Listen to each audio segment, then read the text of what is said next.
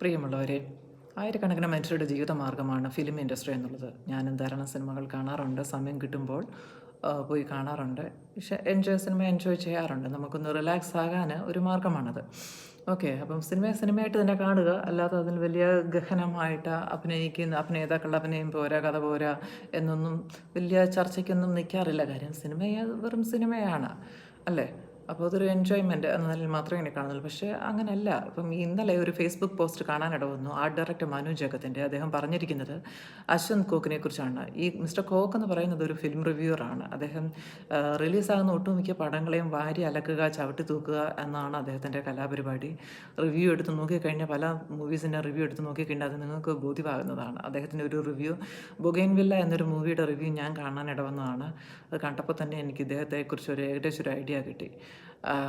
മിക്ക സിനിമയെക്കുറിച്ചും നല്ല അഭിപ്രായമൊന്നും തന്നെ ഇദ്ദേഹം പറയാറില്ല. ആക്ടേഴ്സിൻ്റെ ആക്ടിങ് പോരാ, കഥയൊന്നും പോരാ, ഇങ്ങനെയാണോ അഭിനയിക്കുന്നത്, എന്തൊരു കഥയാണിത് എന്ന മട്ടിലാണ്. അപ്പോൾ ഇദ്ദേഹം എന്തോ വലിയ സംഭവമാണ് എന്ന് എനിക്ക് തോന്നിയിട്ടുണ്ട്. അപ്പം ഒരുപാട് കഴിവുള്ള ഒരു മനുഷ്യനായിരിക്കും ഒരു പക്ഷേ. അപ്പം ഇദ്ദേഹം നമ്മുടെ കേരളത്തിന് കിട്ടിയ ഒരു അസറ്റാണ്.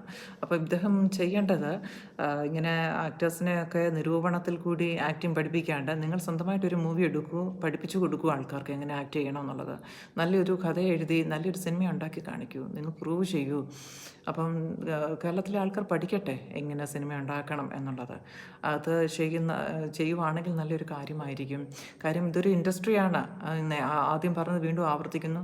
ഒരുപാട് ആൾക്കാർ ഇതിൽ നിന്നും ജീവിക്കുന്നുണ്ട്. ഇതൊരു വരുമാനമാണ് അവർക്ക്. അപ്പം നിങ്ങളുടെ ഇത്തരത്തിലുള്ള കമൻറ്റുകൾ, റിവ്യൂസ് കണ്ടിട്ട് സിനിമ കാണാൻ പോകാത്ത ആൾക്കാരും ഉണ്ട്.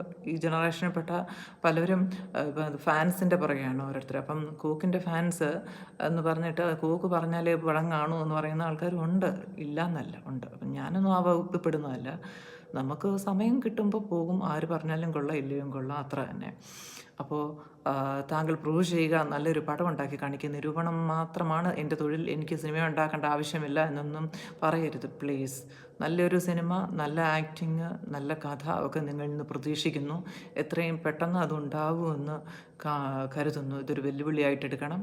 ദയവായിട്ട് നല്ലൊരു സിനിമ കേരളത്തിലെ ജനങ്ങൾക്ക് വേണ്ടിയിട്ട് നിങ്ങൾ ചെയ്ത് കാണിക്കണം. പ്ലീസ്, റിക്വസ്റ്റാണ്.